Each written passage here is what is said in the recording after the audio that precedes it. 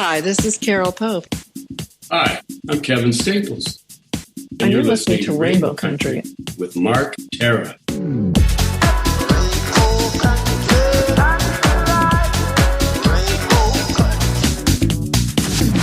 The views and opinions expressed on the following program are those of the producers and or the persons appearing on the program. Today on Rainbow Country in Hour 1, the new LGBT biography book, Outrageous Misfits, female impersonator Craig Russell and his wife, Lori Russell Eadie.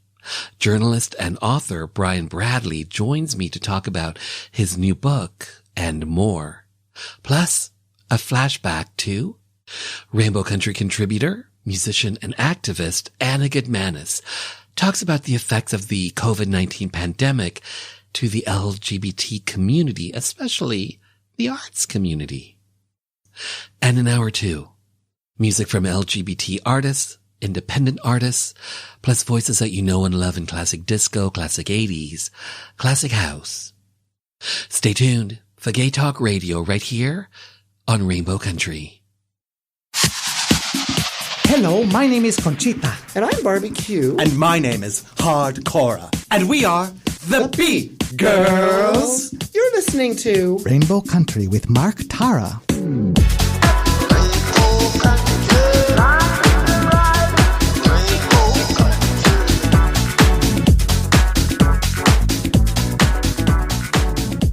Hello, and welcome to another episode of Rainbow Country, as I like to call it, a little gay radio show working to give voice to the LGBT community and beyond. And as always, I am your tour guide through Rainbow Country.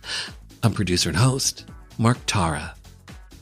By the way, as you know, Rainbow Country originates from CIUT FM in Toronto, the sound of your city, and now proudly in syndication across Canada on 9 stations, including Bombshell Radio, Love Your Indie, a 24/7 streaming outlet, and Real Music, Real Ideas, Real People, CKUW FM in Winnipeg, The Juice, CJUC FM in Whitehorse, The Mighty CKCU FM in Ottawa, the voice of the Haliburton Highlands Canoe FM, Haliburton, Ontario's cottage country. Located in Saskatoon, Saskatchewan, CFCR FM. Newfoundland's only alternative, CHMR FM in St. John's, Newfoundland. And the latest station to carry Rainbow Country, proudly broadcasting to Kingston, Ontario since 1922, CFRC FM in Kingston. So whether you're listening in the Yukon, the prairies, Ontario's cottage country, Southern Ontario down to Buffalo, New York, the east coast of Canada, in Newfoundland, or online, it's because of you tuning in, streaming, downloading, but ultimately listening, that has taken this little gay program and made it into a syndicated radio show and a #1 LGBT podcast. And last week, Rainbow Country was #2 on Podomatic's gay and lesbian chart. So today, in Hour 1, the new LGBT biography book, Outrageous Misfits, female impersonator Craig Russell and his wife Lori Russell Eadie. Journalist and author Brian Bradley joins me in conversation to talk about his new book, his insights into this trailblazing female impersonator, and more. Plus in Hour 2, music from LGBT artists, independent artists, plus voices that you've come to know and love in classic disco, classic 80s, classic house, and even today, classic funk and a little bit of rock. But up first, a flashback to Rainbow Country contributor, musician and activist Anna Gutmanis, who shares her thoughts on the effects of the COVID-19 pandemic and the LGBT community, especially the arts community. I know by now folks must be tired of constantly hearing about the pandemic and its effects on our lives. Still, we continue to ponder this very thing because none of us have ever experienced anything like it. Back in the spring of 2012, I released a CD called Glimmer in the Dark. This morning, I thought about how very different the release party would look today. For one thing, the cover of the CD is an extreme close-up of the face of my black cat Bliss and his beautiful golden eyes. I could not help but imagine the image changed to show Bliss wearing a face mask, as we should all now be doing in situations where we cannot socially distance. Then there's the release concert itself. In 2012, that took place in a crowded bar with audience members sitting side by side. There were up to 10 of us musicians on stage at any given time, singing and playing moistly, to borrow an unforgettable image from our Prime Minister. Releasing my CD now would mean performing a solo YouTube concert from the safety of my apartment. Since I'm always quite happy to perform for my cat at home, and she is deeply appreciative, I would like to think that the quality of my performance would not be altered. And instead of audience sounds like clapping and cheering, this concert would likely have my cat jumping on the keyboard to accompany me, adding her own special delicate piano notes. Folks watching the concert would likely appreciate that, but I would have no way of knowing until afterward. The after party would probably take the form of a Zoom call with friends who would likely offer kind words while consuming a celebratory beverage or two. Sure, there are still folks who just don't get how physically dangerous this pandemic is, and who do stupid things as a result. But overall, I am seeing how adaptable we are and how much we care about each other.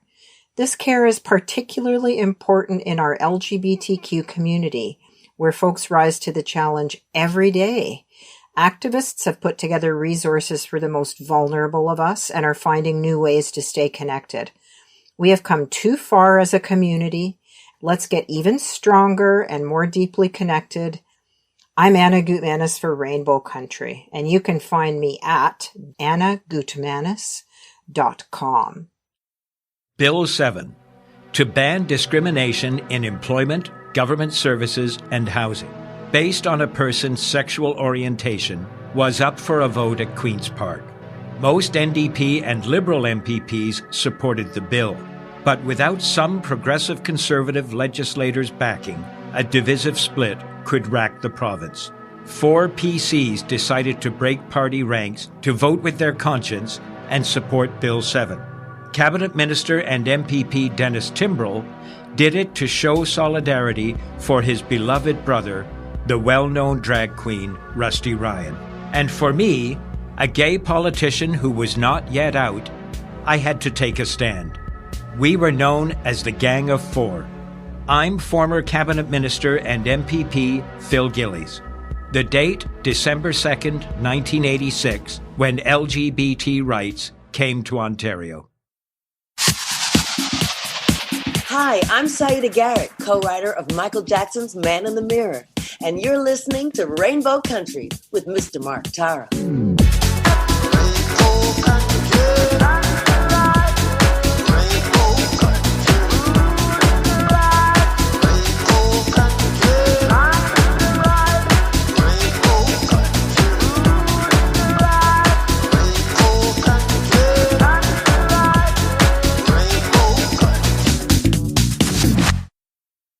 Lights, camera, outrageous. Superstar female impersonator Craig Russell and the birth of drag on the international stage. Up next, journalist and author Brian Bradley joins me to talk about his new biography book, Outrageous Misfits. Now, a special friend of ours here is Craig Russell to sing for you a tribute to the year 1978 as the fabulous Miss Peggy Lee. I remember when I was just a little girl, our house caught on fire. I'll never forget the look on my father's face as he gathered me up. And we raced through a burning building out onto the pavement outside. And as I stood there shivering in my bra and my jockstrap, I had the feeling that the whole world was going up in flames. And I said to myself, Is that all there is? Is that all there is? If that's all there is, my friends, then let's keep dancing. Break out the booze. Brian Bradley, hi, how are you? I'm great, thank you. First of all, Brian, thank you for being here to have your voice, your story be heard by the LGBT community and beyond, especially when it comes to your new book, Outrageous Misfits. That's the main title, a biography, 4.5 stars on Amazon.ca. From my research, getting to number 7 on Amazon.ca's transgender biographies. Congrats on that. How does it feel to have a top 10 hit? Oh my gosh. Actually, you're the first person to tell me that. That's great news. I'm so glad to hear it. You know, I've thought a little bit about, okay, well, what are my dreams for the book? And, you know, it's just my dreams for the book that Craig and Lori can reach people. And so if you've reached a peak like that on one of the biggest retailers, they're reaching people, and that means a lot to me. Outrageous Misfits, female impersonator Craig Russell and his wife Lori Russell Eadie. That's the full title. How did this biography come about? It was quite the journey. I had first learned of Craig Russell when I was not yet 14 years old and living in Northern Ontario, where everything, to a degree, in my young eyes, seemed very monolithic. And I was very naive to the world. And I saw a commercial for a documentary about Craig, and it caught my attention immediately. You know, he was so effeminate. He was so beautiful, so talented. And I knew nothing about drag. I knew nothing about sexualities. I knew nothing about gender identity, sexual identity. And it just struck me as a curiosity, like, who is this person? And why would he get a documentary? And after growing up quite a bit over the next decade, he'd always stayed with me.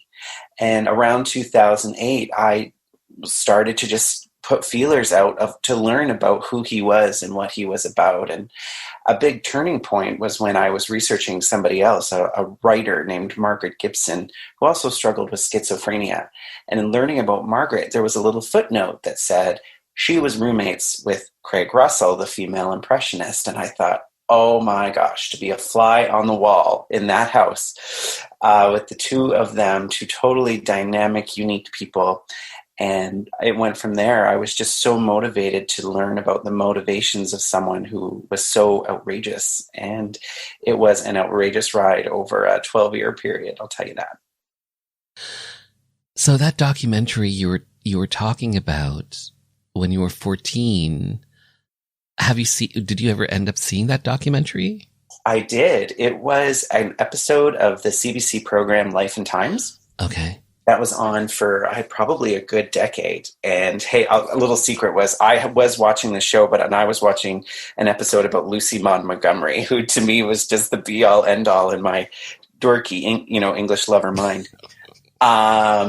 So I did reach out to the CBC when I started research and obtained a copy, and found that episode had been produced by a Toronto production company, of which Craig's Toronto manager was involved. So I knew it was a close tie to Craig and the people around him, and that the things I was first learning about were authentic and truthful. And, they were all good starting points to go from that one episode. So Craig Russell, Lori Russell Eadie, they were married. Mm-hmm. Was Craig Russell, was he gay? Was he bisexual? Talk to me about that. Craig and Lori actually would best be described as fluid people. They never outwardly identified anywhere. And they also, but at the same time, they never corrected. They let people come to their own conclusions. It was very common for Craig to be identified as gay, and he never corrected people. But then his most meaningful, deep, intimate, loving relationships were with women. Same thing with Lori. Most people in Lori's life assumed she was a lesbian and a lesbian identifying, but the love of her life was Craig Russell. So they never corrected people. They were okay with that. And in 77, there were, when they were first big in the media, there were less ways that we termed people. There were less titles attached to people. We weren't as inclusive as we are now. So there was nothing really, a title that really fit. But now if they were around today, I would best describe them as being sexually fluid. Craig had a little joke, though, when a few times he called people on the spot if they, at his weddings, a reporter said to him, "Aren't you gay?" And he was like, "I'm trisexual, honey. I'll try anything once." So their marriage, was it, not that it ultimately matters, but was it a true marriage in all sense of the word, or do you think it was a marriage of convenience for the time? Marriage had a lot of purposes. As far as Craig was concerned, it was a thank you to somebody who was very loyal to him. By the time they got married in January 1982, he was in a bad way in his career, and he burned a lot of bridges, and there wasn't a lot of loyalty around him. The one person who was loyal was Lori, and he wanted to thank her. But it also, for him, was a publicity stunt. He was known as an outrageous entertainer who did outrageous things. And after having a show, the start of a comeback tour on the West Coast, having a show that totally went belly up, and he got negative press, front page of the Globe and Mail, he needed some positive press. So in the days after this huge failure in private with Lori, he proposed to her. And minutes later, he was on the phone to reporters telling them he was getting married. So his motivations were very clear. As far as Lori was concerned, she was marrying the love of her life. She was loyal as Mrs. Craig Russell to the very, very end of her life. And she never saw her marriage as anything other than authentic. So how do you think Craig Russell would consider himself gender-wise?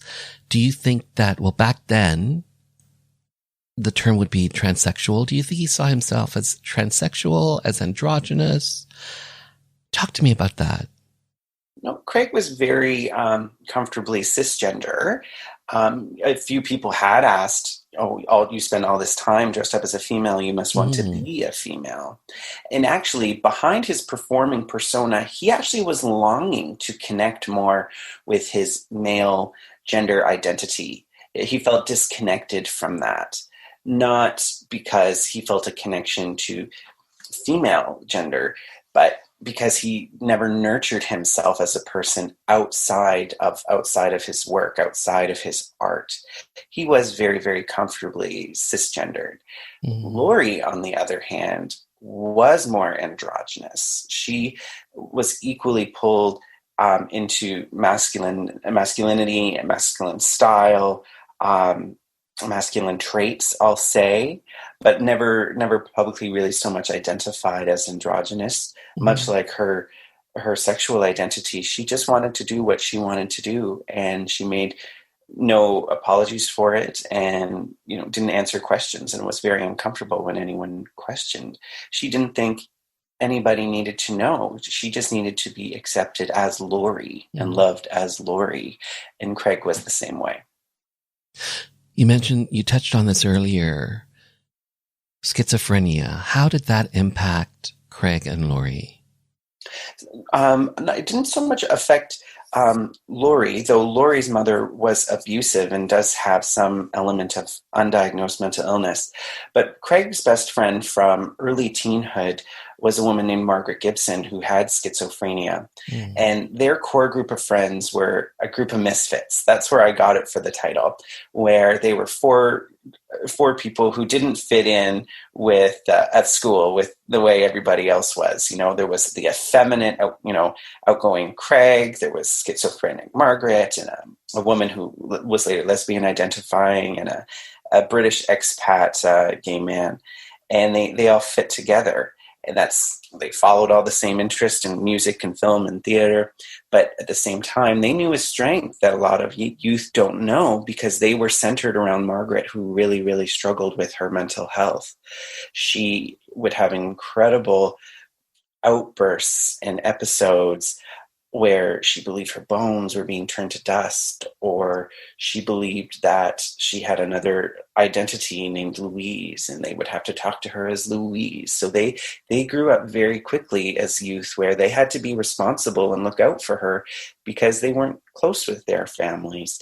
So Craig, I think from his relationship with Margaret, drew a compassion for people and an understanding that we need to see beyond people's struggles and understand their humanities and have empathy for them.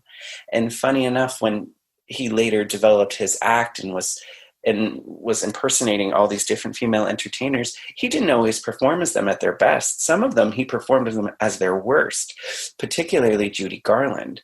When people think of Judy Garland, they probably would rather think of Judy in Meet Me in St. Louis and The Wizard of Oz, who was at her best. But Craig performed as her in her last years when she was addicted to drugs and struggling with her own mental health, and who was just longing for connection with people and longing for a better place on the other side of that rainbow. And I think Craig's sensitivity for that came from his closeness and understanding of Margaret and her struggle with schizophrenia. Craig Russell's success, was it more North American based? Was it worldwide? It was worldwide. His talent took him from the drag scene, which is tight with the gay community in Toronto. It took him to the greatest stages in the world. He played at the biggest opera house in Europe and Germany called the Alt Oper. He played across the US, of course. He played in Paris and in London. He played at the Sydney Opera House with Oscar Peterson. He was a global superstar for a period of time. So Brian, I thought it would be fun that throughout this interview, at times we would play a little game of true or false. Okay. Are you ready for our first installment? Bring it. I love it. Okay. Craig Russell learned about drag through entertainer Mae West. True or false? Absolutely true. How did Craig Russell know Mae West? Oh, that much time you got. Craig first learned of Mae West in 1960 when he was just 12 years old. And he was displaced at school. He was rejected by his father for being effeminate, and he found escape in the world of entertainment and drew strength, particularly from female entertainers, because the personas of the time was so much about being in control. I'm thinking of women like Betty Davis and Joan Crawford, and Tallulah Bankhead, Marlene Dietrich. But it was Mae West that just turned his head around. He was introduced to her work, seeing her on the Red Skelton show, and just saw someone who was not only strong, but she was stronger than men. And it was conflict with male identity that was so problematic for Craig. So he saw someone who was strong, who had power, who had control, and that was the biggest draw to him. It appealed to his every sense, to his every emotion. And he dove into her work and eventually founded a fan club that was initially not real. It was him hanging around with his friends talking about Mae and going through all of his memorabilia. And finally he looked at his friends kind of cheeky and says, "Oh my gosh, we have to tell Mae about all of this interest."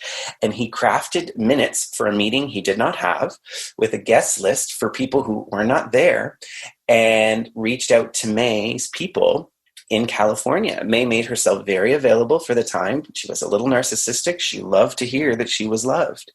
And when she heard that there was a little fan club in Scarborough, Ontario, she sent along support for his quote-unquote members and sent him 25 more names to form an official Mae West fan club that Craig called the Mae West Fan Club International.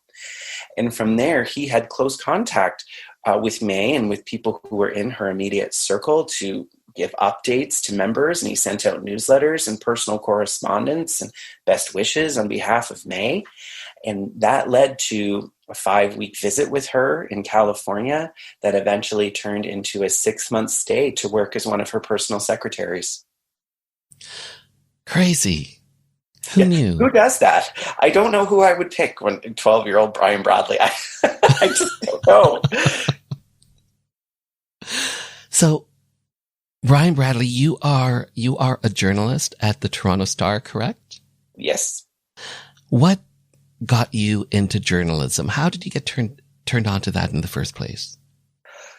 I think I always just had a really deep desire to learn and to learn new things. And I'm a sharing person. I'm an extroverted person. I like to share things and contribute. And I also was raised myself to be sympathetic and empathetic. And so to go out and to share someone's story so people could learn and maybe be changed in some way or have an element of change, journalism was a close fit for that, in addition to all the technical elements of it. It appealed to, things like copy editing appealed to my type A senses. And I love to share things and learn about things. And it took me a while after I was in journalism school. It's not a kind industry. And so it was really nice in that time where I was working out of journalism that I still felt I was a journalist because I had this Craig Russell project I always was working on. Mm. Did you always want to be a writer? Oh, yes. Funny enough, when I first really got into reading in English, was in October 1990, and in my school we were reading Charlie and the Chocolate Factory by Roald Dahl. And it just spun my head around, this imaginative, interesting, outrageous writing. And that was when I started to trump around, I want to be a writer too one day. Mm. But in my back of my mind, I thought, I don't know if I could ever make something like this up. I'm not really good in that sense. But coincidentally, when my dream of being a writer was born, just 45 minutes away from me in Toronto, where I was living in Hampton, 45 minutes away, was a man named Craig Eadie, and he was dying of AIDS. Mm. And so while I learned of Craig later in life, I do believe there is a connection there and that I was meant to do this. Wow, powerful. Yeah, I remember where I was the day that he died. It was the day before Halloween. All the books I was reading at the time, funny enough, I still have them. And that's when I knew I wanted to be a writer. I got my first typewriter for my birthday, big deal for 8-year-old me. And I just know that as my journey began was when Craig's journey was ending, and I think there's meaning to that. Okay, so I am not a journalist, but here comes a really big journalistic question. Are you ready? I am ready. Brian Bradley, have you ever done drag? I have not. As outgoing as I am, I'm actually not all that comfortable with lots of attention on me. I remember in high school drama, I had terrible acne. And for the drama production, which was Little Shop of Horrors, and I was Orin the dentist, they put makeup on me. And I was so embarrassed. I wiped it off before we got on the stage. And the person who did it was quite mad because they were... for taking their time in the busyness of a production. It's just not something I don't know if I could do. But myself, I found some strength learning about drag. I found strength learning about Craig and understanding more motivations. And I don't know, maybe one event out there might be a time when I'll be able to do it. In fact, Craig's cousin is a very, very good makeup artist. And so I know I've got someone to help me on the journey. Hmm. You had a book signing at Glad Day Bookstore in Toronto, and Glad Day is the oldest running LGBT bookstore in North America. How did that book signing go, that autograph session, because it was during a global pandemic? Yes, it's been very different times to go out there and try and share this book right now, and I know I'm not alone in that. So when I had originally planned a book release and signing, I was going to do it at Buddies and Bad Times Theater, which, much like Glad Day Bookshop, is deeply rooted in our shared gay history. But when that went by the wayside and we couldn't do a public event, I knew I wanted to do it with Glad Day because they were doing a lot of virtual events in order to still share everything that the store has to offer and all the artists that they work with, and I wanted to do it with them. So I went in advance and signed my books, and then we did our actual event together virtually via Zoom, where it was shared on Glad Day TV and to Facebook, and we had really, really warm reception, and I think we made it as fun as we could given the circumstances. Outrageous Misfits, female impersonator Craig Russell and his wife Lori Russell Eadie, that's the full title. This particular title, how did you settle on this title? Oh, and funny enough, I knew Outrageous Misfits really early on in the writing. Maybe about 4 years ago, it just clicked for me. It felt a little outrageous, even just to say. And I thought, well, if it makes me feel a little uncomfortable, that's in line with Craig's act for sure. But as I wrote my manuscript, I noticed outrageous was the only word that I could come up with some of the things that were happening and the things I was writing about. And the things Craig did or the events that happened were outrageous. Like, there's no other word for it.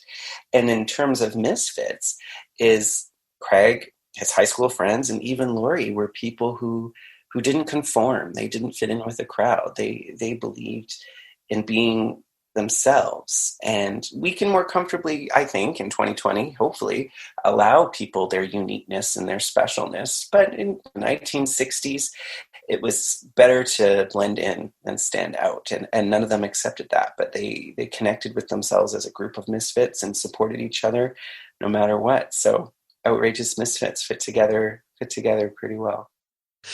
Don't go anywhere, because Brian Bradley and I will be right back. So we are well into 2021. We're also well into Rainbow Country's 5th season. And over the course of the last few years, I've had on some powerful and interesting guests that came onto this little gay program to share their stories with us.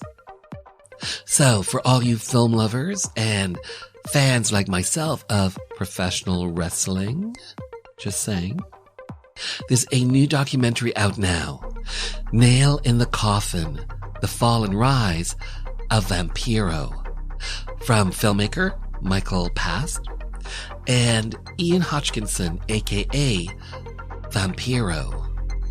Nail in the Coffin gives us a rear glimpse into the legendary career of wrestling icon Vampiro as he grapples with his demons and life after fame. Straight from one of wrestling's most outspoken characters, this is a candid look behind the ring.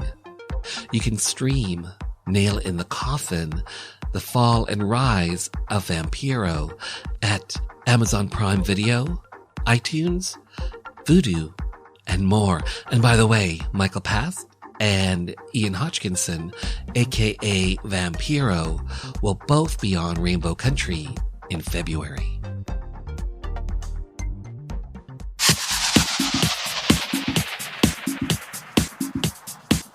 Hi, this is Mo Berg from The Pursuit of Happiness, and you're listening to Rainbow Country with Mark Tara.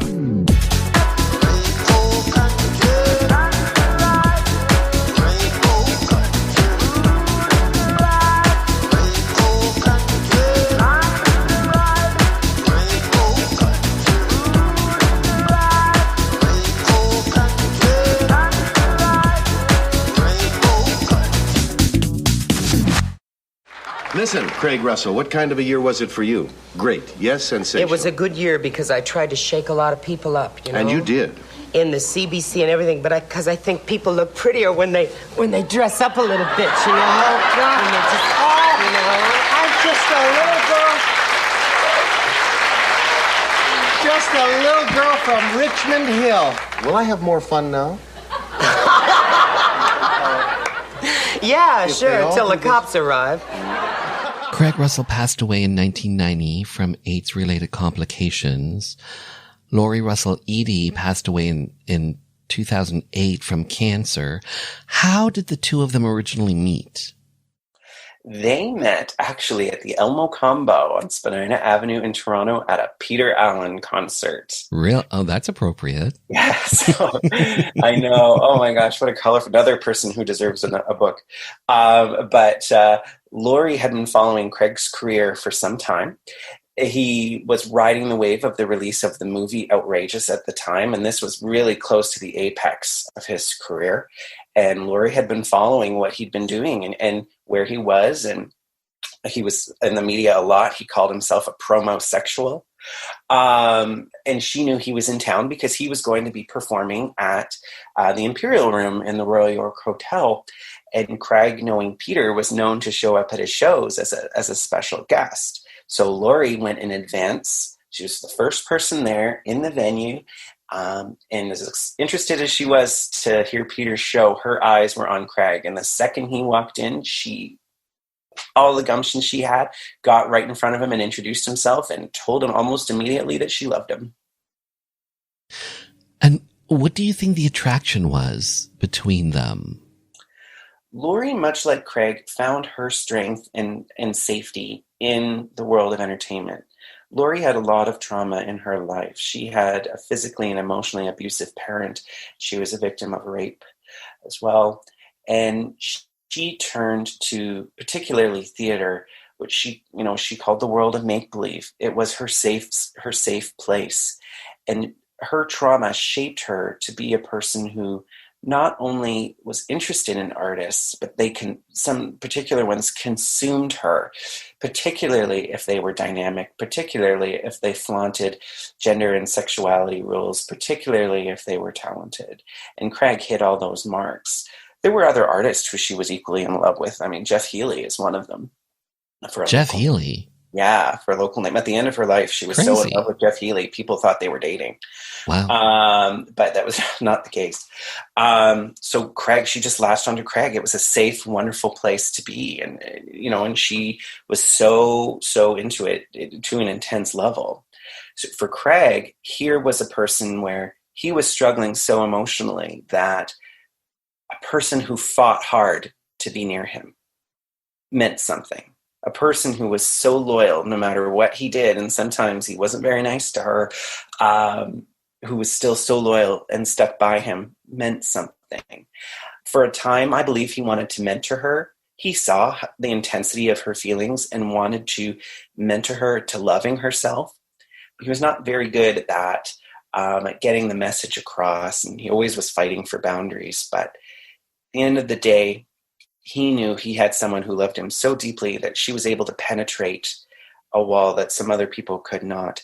And he needed that, and he relied on that. And if we stop and look at it, as I did in the book, it was yin and yang, but so similar in so many ways, and how trauma shaped them to be dynamic people in the entertainment world and people who needed the arts, who understood, who relied on persona as a way to hide from emotional feelings, and loved the connection with people, either from in front of the stage, center stage like Craig, or behind the scenes as Laurie was. So Craig Russell, he was world famous. He did a number of TV appearances, TV shows, movies. 1977's Outrageous, part of that filmed at a popular gay bar at the time, the Manatee. Its sequel, 1987 to Outrageous. Do you think Craig Russell was ahead of his time? Absolutely, I do. His art was so great, and where he found his rise was doing his impressions and performing as his ladies. But Craig wanted to do more than that. He wanted to do stand-up comedy. He wanted to write books. He wanted to produce theater productions. He wanted to act as a male actor. But people didn't understand that. They just thought, well, aren't you the guy from gay culture? You can't be in an action movie. Craig could have been a bigger star. He was offered a role in the original production that became a film, La Casual Fall. And that would have shot him to even bigger superstardom. But he turned it down because he did not want to be seen as just a man in a dress. He wanted to be an artist, as I think his quote was, an original for all people. And it just, people couldn't see all of his talent and where he wanted to go. And they also didn't understand him, his dynamicness, his expressing himself through persona. They just thought, he was a funny singer performer guy, and they weren't seeing that he was sending big red signals in how he was performing and who he was performing as. That was, as I came to see, really indicative of where he was emotionally in life. In fact, some musicians would say later, it was like we only knew to approach Craig depending on what woman he was impersonating. If he was acting as Carol Channing or Peggy Lee, sweet women one day, we knew we could go talk to him and, maybe ask for our paycheck. But if he was acting like a diva, like Mae West or Tallulah Bankhead, we knew to stay far away. But Craig had the ability, where I mentioned before, where he played on people's vulnerabilities, and he particularly in his impressions, he could look and meet someone and immediately peel away who they were and understand the root core of what makes them tick, understand their vulnerabilities, understand their sensitivities. Sometimes he would maybe insensitively play on that, but he had a deep understanding of people that people didn't really understand how smart and talented he was. Did he ever have a romantic relationship with another man? Oh, Craig had many boyfriends, that's for sure. He didn't, I wouldn't say had long-term relationships. They were all pretty much short-term relationships. There were people who came into the picture as a boyfriend who were using him for status and access and parties and drugs and money and a place to stay. And in fact, that's in the movie Outrageous, where the sensitive character has a one night with a man he met in a club. And after their intimate evening, the man is expecting money, and the character realizes he's a hustler, and he thought it was a man who wanted to spend time with him. The real Craig experienced that a lot in his life. He did have a long-term boyfriend when he was in Germany, as well as he had a long-term girlfriend. But the long-term boyfriend was also abusive to him physically. And towards the end of his life, for about a year, he had a boyfriend named Robert, who was with him through to the end. Outrageous. Great movie. I love that movie. If people haven't seen it, they should. How true to Craig Russell was that movie and the character that he plays in that movie? Oh my gosh, 99% true to Craig. A few of the experiences were fictionalized, but the heart of that character, what that character was about, is 100% Craig Eadie in 1970 to about 1972, where he was the sensitive, shy guy with big dreams who wanted to perform and work in drag, who needed the motivation and support of his best friend with mental illness who was living with him to reach those heights, who left Toronto and went to the States in order to grow his act, to work in bigger clubs and make a bigger name of himself, because only people like Anne Murray were getting booked in Canada in larger venues. Very, very much true to his life. In fact, the screenplay for Outrageous is based off a short story written by Margaret Gibson, who was Craig's longtime best friend and roommate. And that short story is a series of letters between a mentally unwell woman and a female impersonator working off in the States performing. It was very, very true to life. And it made it very easy for Craig to slip into acting and understand and play the role of Robin Turner, because Robin Turner really was Craig Russell. How long did this book take to research and to write?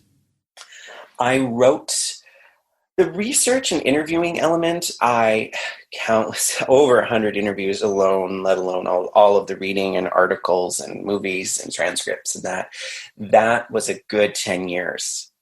The actual writing, while working a full-time job at the Toronto Star, I wrote it between 2017 and 2019.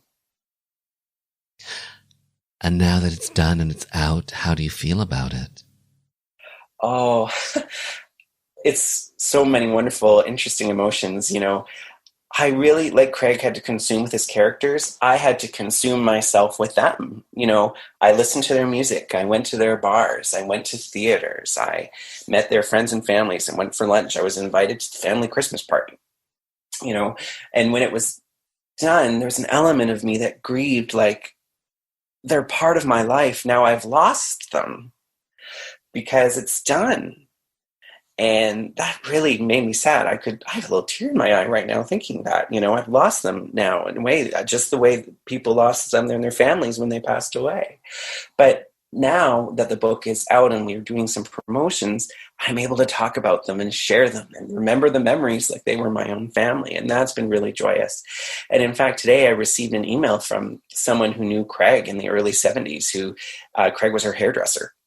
And it was a wonderful, wonderful email of her sharing her memories with me. And so I think going out there and sharing it, I'll still be learning about Craig and Laurie, and I'm more than happy to. In writing this book and researching this book, was there anything that you learned about Craig Russell that really surprised you? Oh, absolutely. When I first pursued this, I thought I would be writing a fun, exciting, laugh out loud book. And that was including the fascinating, wonderful world of drag. And I was good with that. And there are parts of the book that have that. I knew that he struggled, but I didn't know the depth of his struggles. And in Craig's time, we didn't have language to talk about mental health, sexual assault, sexual abuse, drug dependency, and trauma. And even if we knew the language, we didn't talk about them. If we did talk about them, it was with hushed tones. So the book became deep dives into those topics where Craig had key traumatic events happen in his life that shaped who he became. And he never, I don't believe in his time, got credit for the strength it took to keep going despite what he had gone through. And, it kept coming. I thought I would understand this XYZ happened, and then something would came to in front of me, and I thought, oh my gosh, something else happened. And it made me really sad and made the book shape to show and try to give the message of there are a lot of people out there who we give judgment to. Even every day, you may see someone in line acting like a jerk at a bank or something, and you think, oh, that guy's an idiot. But we don't stop and consider the humanity behind people and what they may be going through. And I don't think that happened for Craig. He was very open. I'm depressed and sad, blah, blah, very needy. That was known. But he did have the reputation as an outrageous, out of control, spoiled misfit. And what he was a sensitive guy who was really struggling, who used his art to be well, and then lost his ability to do it. Mm. While you were researching this book, while you were writing this book, what did that process teach you about yourself? It helped me find peace in my own differences. There were things about me in my life where for a long time, maybe I would grimace like, oh, Brian, I can't believe you did that. Or, when I was 7 years old, I didn't know things about gender, and I had a purple, quote unquote, girl's bike with a banana seat and a basket. Oh, nice. And little Brian Bradley didn't, and all the kids around would be like, that's a girl's bike. And I'm like, no, it's not. I wanted it because I wanted to be like the Wicked Witch of the West and the Wizard of Oz because I thought she was so cool. But then an older Brian kind of grimaces when I think of that memory. Or even in school, 13, I had a purple watch, and I was almost beat up one day because it was, a watch for gays or something. How stupid. Or when I got my first earring, what side of my ear it was on. Like stupid things that as a young adult made me kind of grimace, like, oh, how embarrassing, Brian, you did that. But it helped me find peace that it's okay to let children follow their interests. It's okay to make mistakes. It's okay to explore what is masculinity and femininity, or male and female gender. And it's okay to let yourself be as you are and follow your journey, and to make mistakes. Nobody learns things from where they're successful. They learn from where they fall. And it helped me find peace within my own self through following Craig and Lori's story, where they followed the same path. I have to say, I had a bicycle with a banana seat. I love me a banana seat. I wish you were around. I would have felt a lot better. Okay, our last installment of True or False. Are you ready? I am ready. Craig Russell went out in drag for the first time on Halloween in 1960. False. It was Halloween 1970. Correct. That's right. So, but you knew that. Yes. He went out. A little trick question you got from me there, Mark. I was about to shout yes. Craig went out on Halloween 1970, just after he was back in Toronto after living with Mae West, where he explored transformation. He learned about dressing up as a woman and first impersonating Mae. And the first time he went out, Halloween 1970, he went out to the Manatee, as you mentioned, as well as the St. Charles on Yonge Street in Toronto. And the little bit of interesting history there is that it was common, kind of almost awkwardly a tradition for years, where every Halloween, when everybody dressed up, most in drag, and went out to the St. Charles, there were gawkers and people who collected on the street to taunt and harass them. And people in drag were pelted with eggs, ink, and even bricks.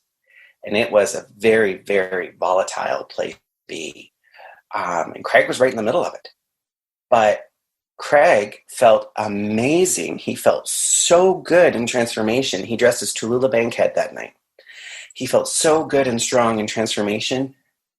None of that bothered him. Turned it off. In fact, he never even talked about it. His friends even say, oh, we knew it was happening, but it's like it wasn't happening to us, because Craig felt so strong dressing up as a woman. In fact, he told people, I can get away with a lot more dressed up as Tallulah Bankhead than I could Craig Eadie. And so he went out, he had the time of his life. And as the story goes, on his way home, he was stopped by a police officer.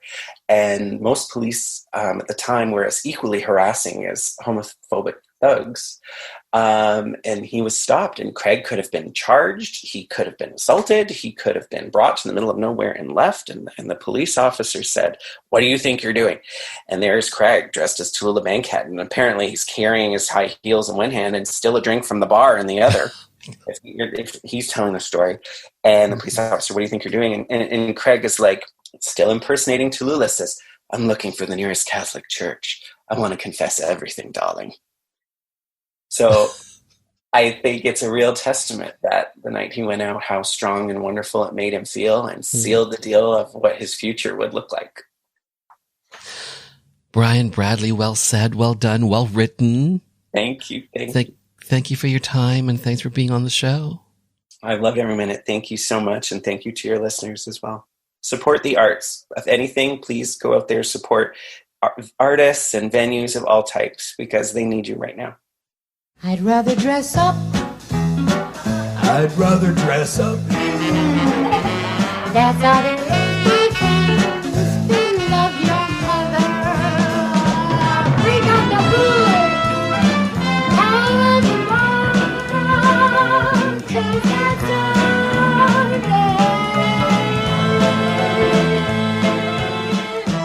Outrageous Misfits is available wherever you get your favorite books.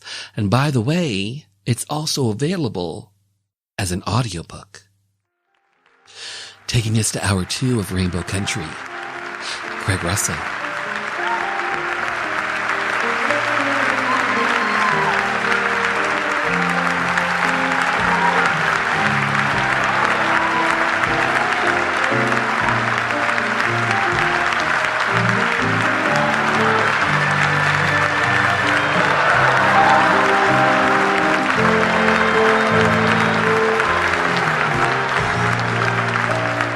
Falling in love again, never want to do. What am I to do? I can't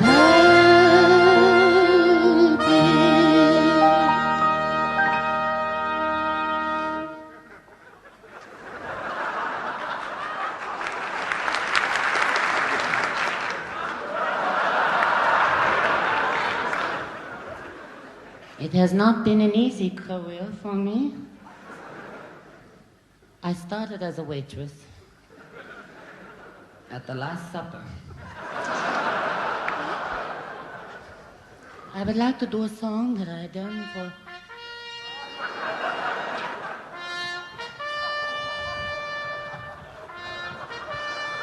I almost froze my hands entertaining the troops with this number.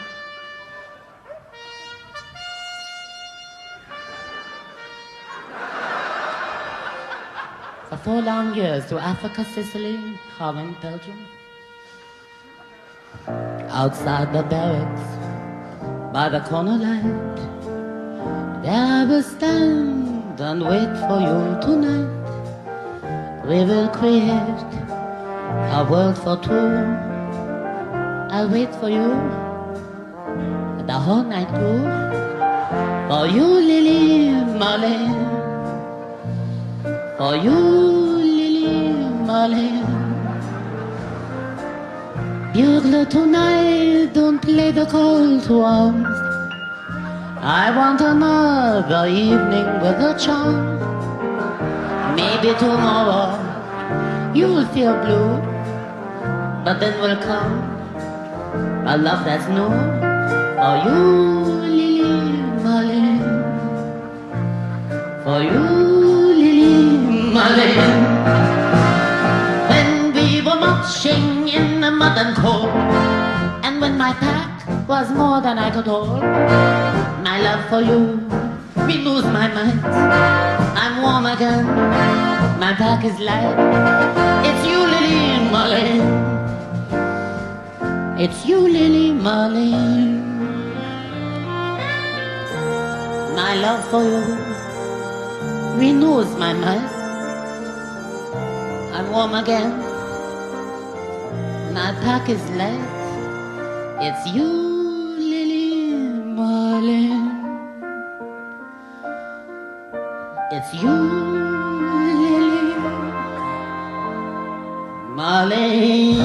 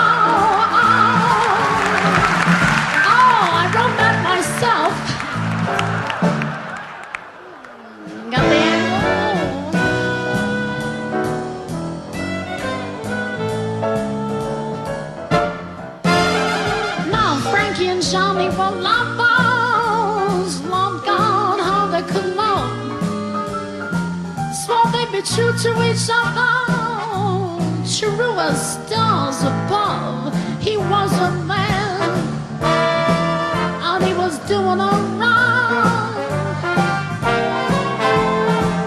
Now one night Frankie did a boogie, turned on a number or two.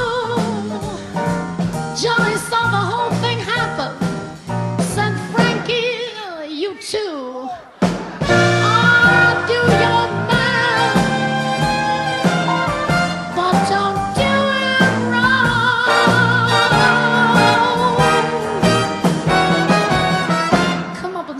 sometime.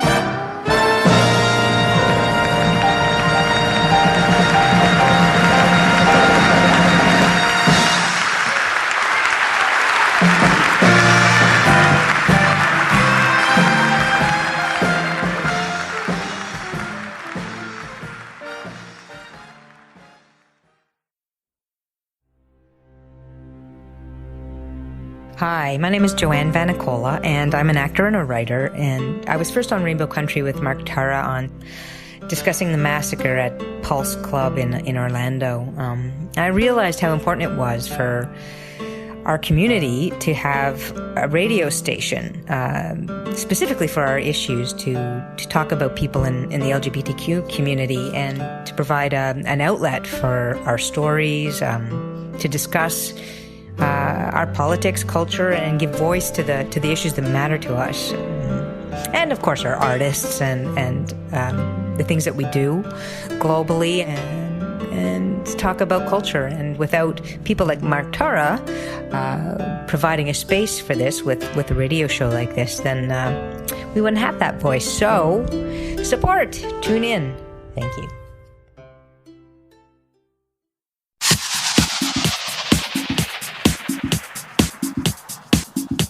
Hi, this is Police Constable Danielle Botno, also known as LGBT Cop, and you're listening to Rainbow Country with Mark Tara.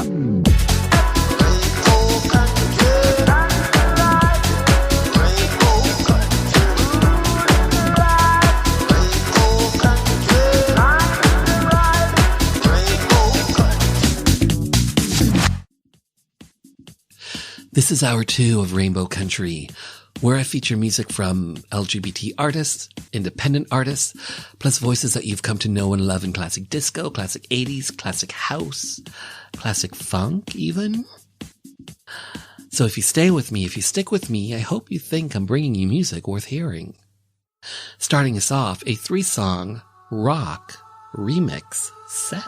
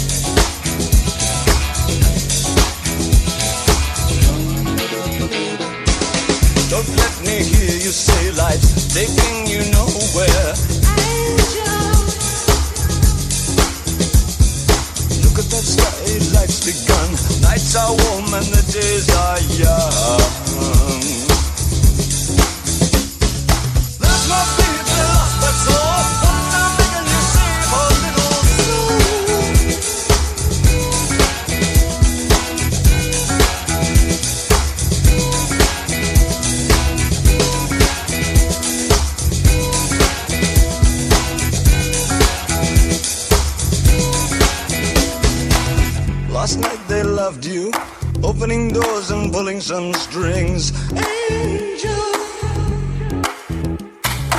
Then walk luck and you looked in time. Never look back, walk tall, act fine. I'll stick with you, baby, for 1,000 years. Nothing's gonna touch you in these golden years. Golden years.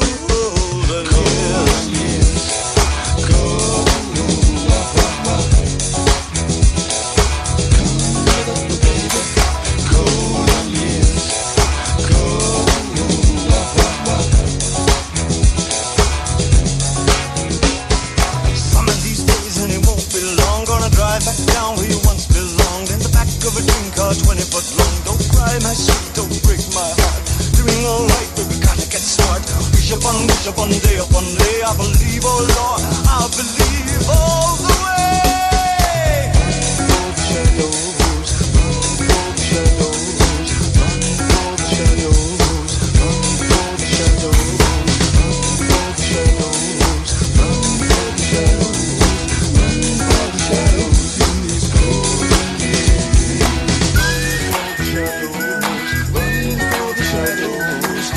for the shadows.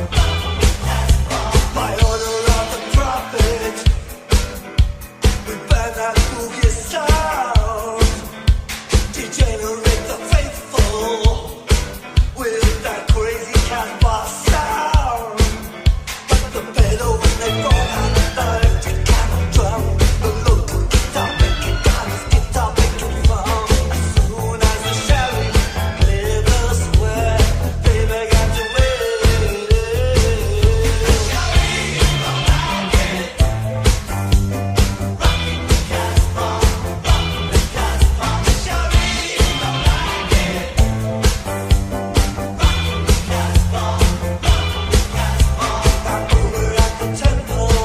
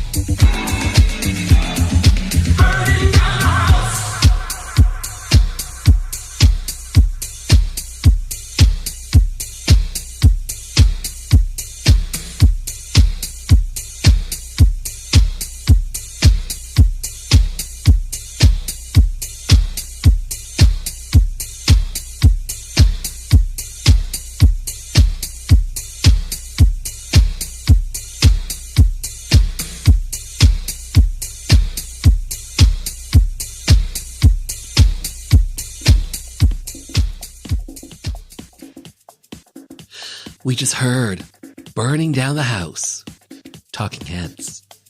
Before that, Rock the Casbah, The Clash. And starting off that 3-song rock remix set, Golden Years, David Bowie. And that track goes out to CKCU FM listener in Ottawa, Alan. He writes, an intent listener, let the music talk. Enjoying the show. David Bowie, if I may request. Well, you requested, and there you go. Alan from Ottawa, listening on CKCU FM. Thank you so much for letting your voice be heard. Up next, a 3-song funk set.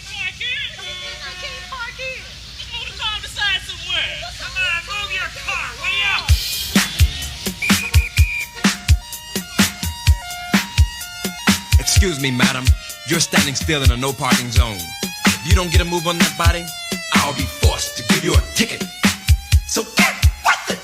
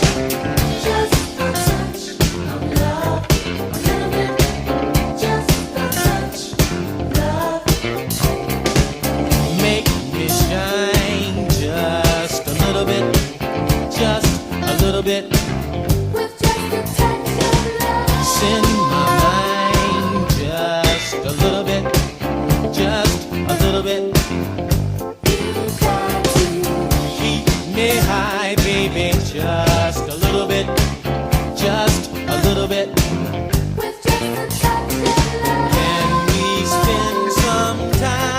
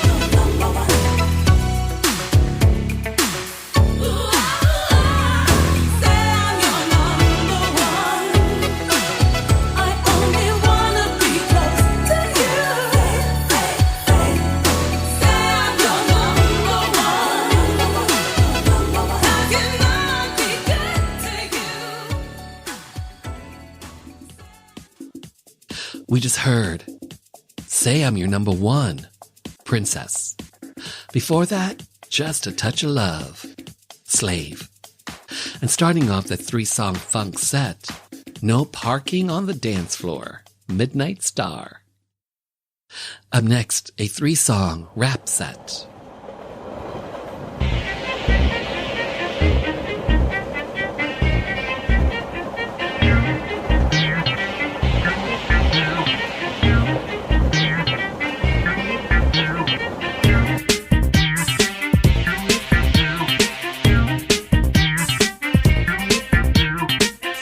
On the subway all alone, thinking of the fun I'll have when I get home.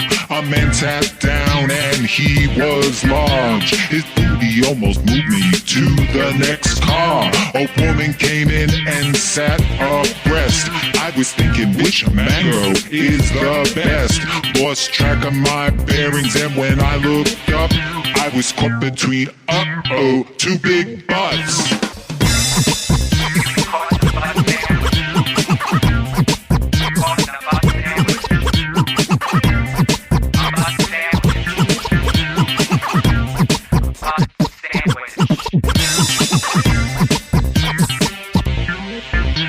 Now normally I like me some tail, but this rumps was squeezing so tight I can't exhale.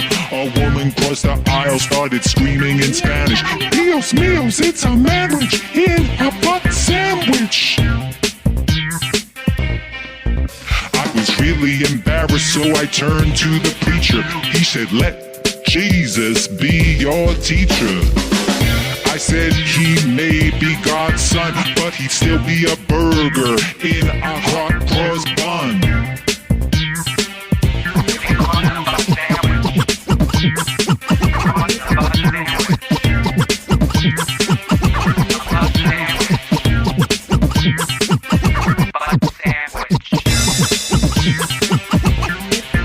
Can't move, can't breathe. I'm never gonna be able to leave. Can't move, can't breathe. I'm never gonna be able to leave 'cause I'm caught.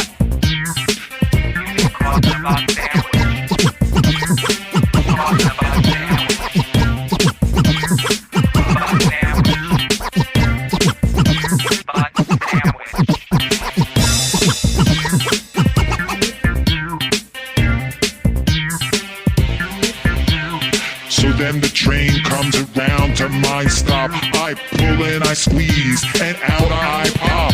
Go flying to the lap of a sexy man. I guess that's what they mean by God's plan.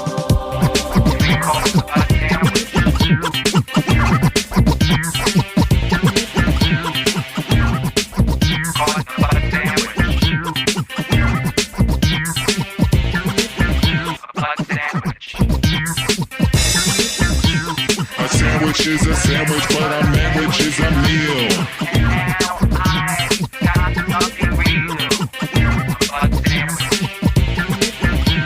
A sandwich is a sandwich, but a manwich is a meal.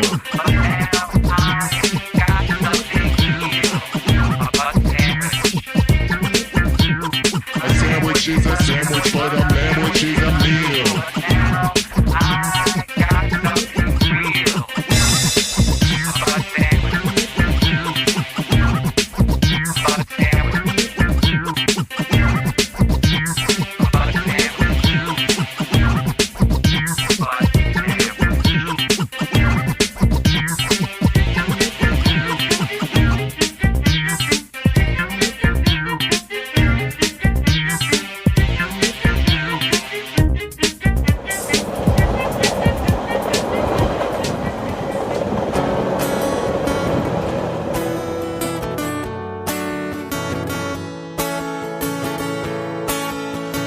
Guthrie was an Okie. Woody Guthrie was a folkie. Woody Guthrie traveled all over this land. Said, all's not okie dokie. Is this a land your land? Is this land my land? All you can write is what you see. Said good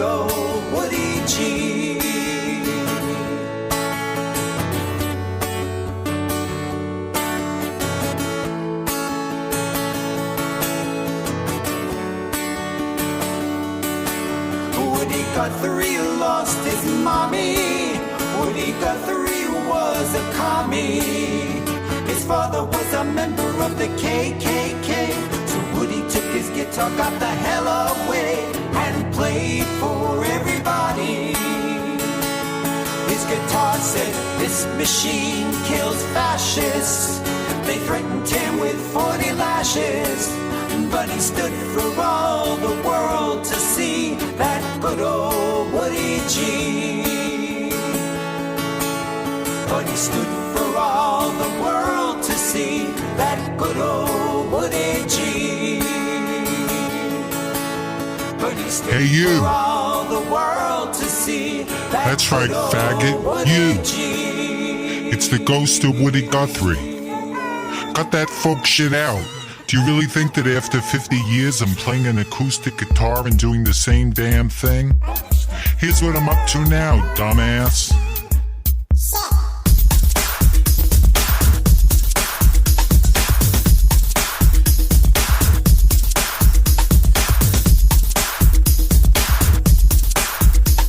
I'm leaning on the cops with Black Lives Matter. Hacking the IRS like a young whippersnapper. Defending Planned Parenthood and Roe v. Wade. Even though I'm dead and in my grave, I'm snatching that rub off of Trump's big head.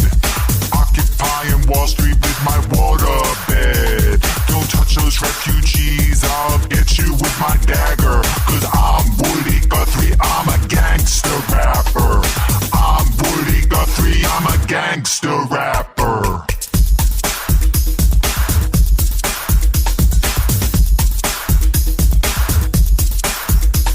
I'm twerking and talking with Miley Cyrus. I'm hosting the Grammys cause I'm looking so stylish. I'm on Instagram, I'm posting my selfies.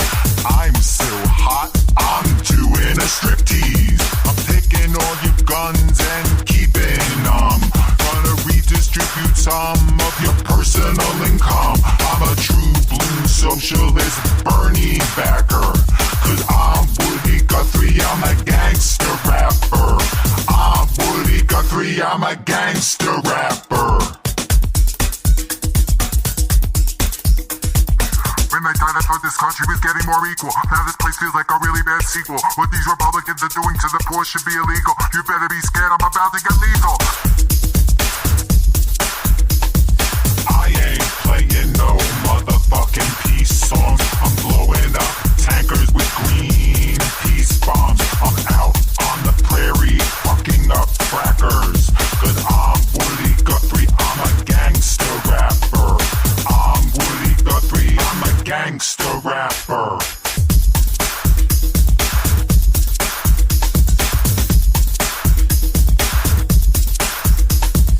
Look for me in the punk club mosh pits. Look for me with the cyber activists. Look for me in Tahrir Square. Look for me delivering free health care. Look for me in Zuccotti Park. Look for me in Ferguson after dark. I'll be there.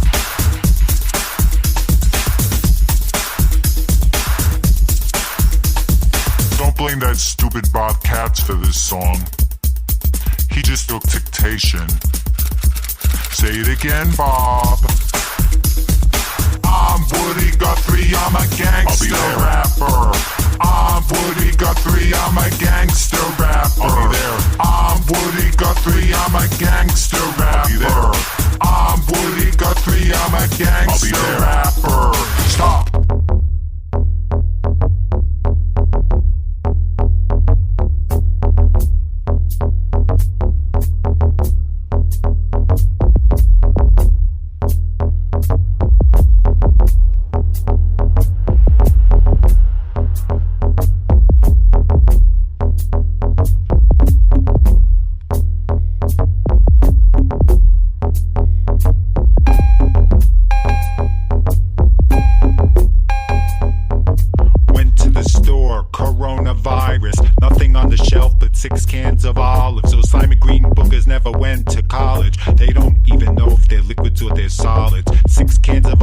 6 cans of olives. What you gonna do with 6 cans of olives? They taste so nasty, they should probably be abolished. Guess I gotta live on 6 cans of olives.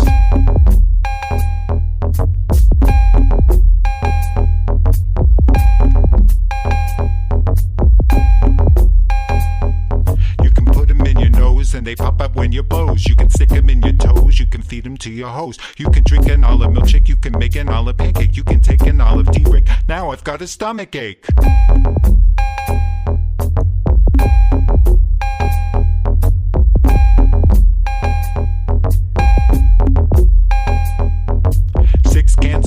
Six cans of olives. What you gonna do with 6 cans of olives? They taste so nasty, they should probably be abolished. Guess I gotta live on 6 cans of olives. 6 cans of olives, 6 cans of olives. What you gonna do with 6 cans of olives? Those lima green boogers never went to college. They don't even know if they're liquids or they're solids.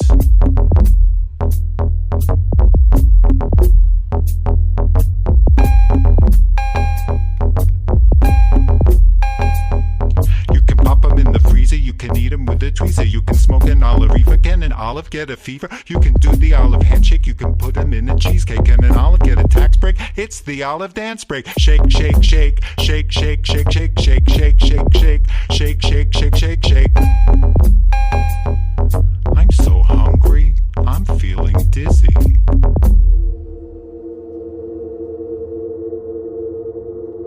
This is your olive speaking. You're all a bunch of duty heads for fucking up the environment, and now you must pay. And by the way, olives do go to college, dickhead.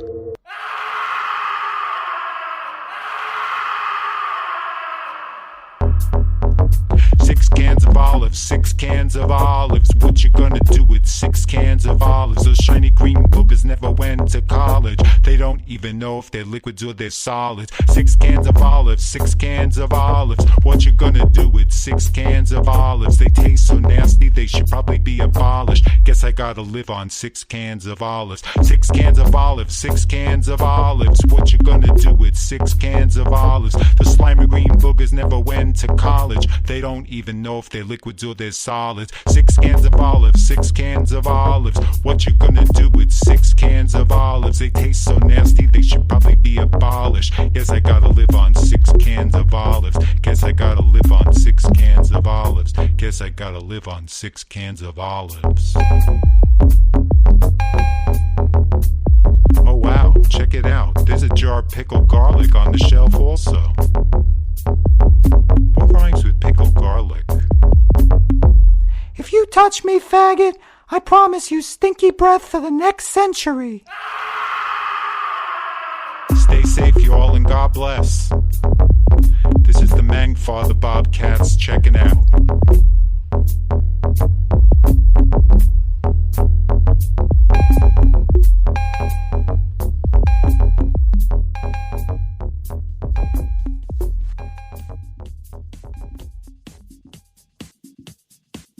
We just heard 6 cans of olives. Before that, Witty Guthrie, gangsta rapper.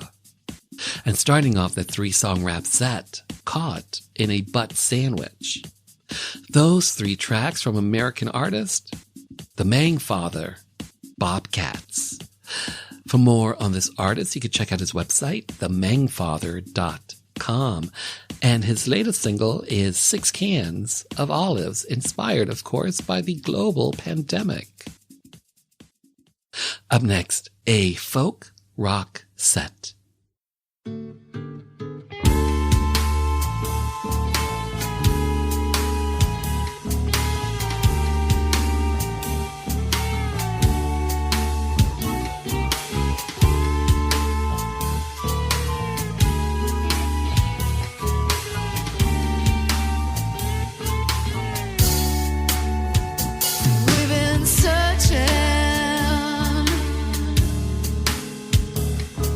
For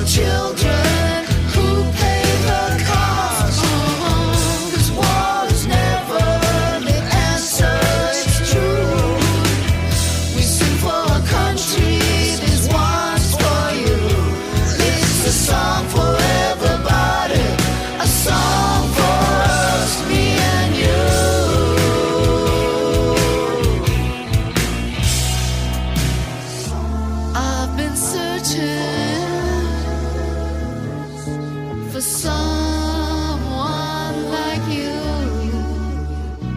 in this crazy life. It's all I can do to find the one that's really right for me. We sing for the homeless, we sing for the lost, we sing for the children who paid the cost. 'Cause war is never the answer, it's true. We sing for a country, this one's for you. It's a song for everybody, a song for us, me and you. Is what I say. It's a song for everybody, a song for us, me and you.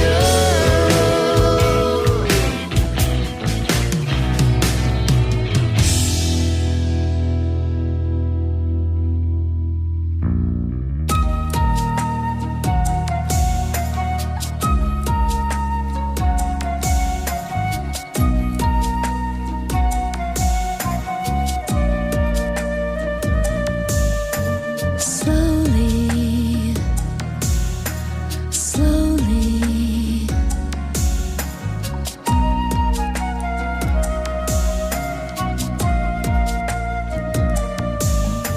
I want you, wanna kiss you,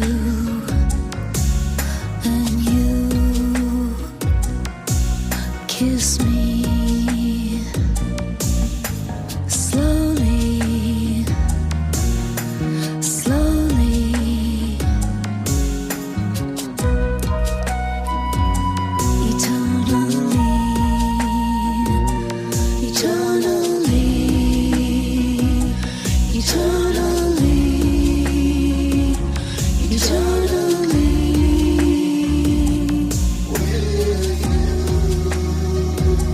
Eternally, eternally, eternally.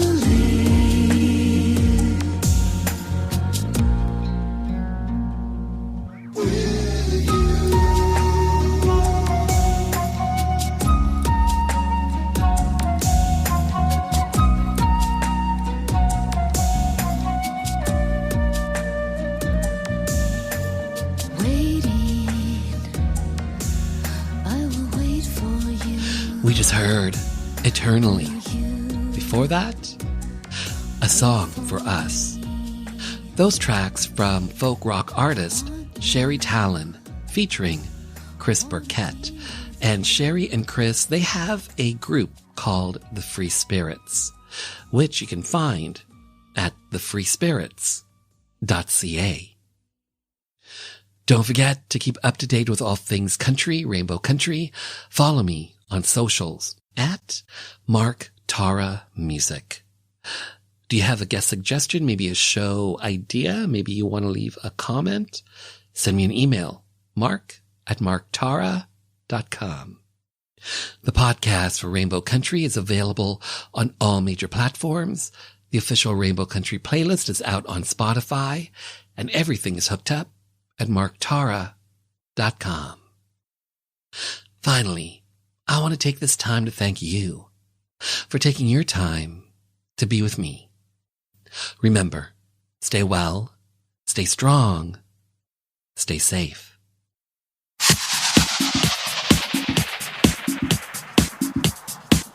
Hi, this is Emily Saliers from Indigo Girls, and you're listening to Rainbow Country.